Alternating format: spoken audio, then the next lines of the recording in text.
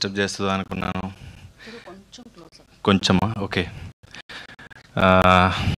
ఒక 10-11 ఏళ్ళ కింద ఆఫీస్కి తిరిగి ఆడిషన్ ఇచ్చేవాడిని.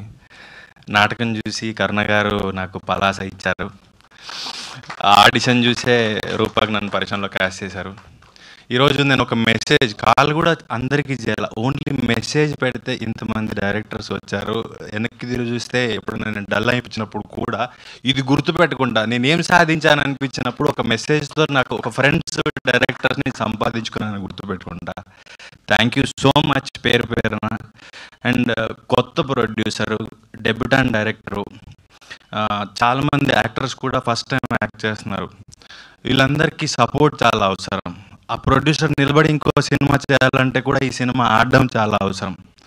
సో ఒక రిస్క్ చేసి కొంచెం మార్కెట్లో ఎంత పడితే ఎంత వస్తుంది అనే మాటలు జరుగుతున్న టైంలో ఒక అతనికి ఒక సందర్భంలో సినిమా చేద్దాంలే పర్వాలేదు అని మాట ఇచ్చి ఆ మాట మీద నిలబడి ఈ సినిమాని ఇంత దాకా తీసుకొచ్చాడు ప్రొడ్యూసర్ సందీప్. అండ్ ఇదంతా ఆయన వల్లే.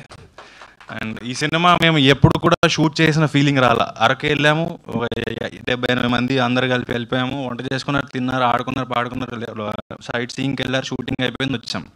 అంత సరదా జరిగింది. ఇది ఎక్కడ కూడా షూట్కి వెళ్ళాలి, కాల్ షీట్ ఉంది, పొద్దున్న లేవాలి ఎక్కడ అనిపించలేదు. డైరెక్టర్ అంతే బాగా హ్యాండిల్ చేశారు. డెబ్యూటెంట్ అయినా కూడా మేమందరం ఒక టూర్కి పోయిన ఫీలింగ్ ఉండింది.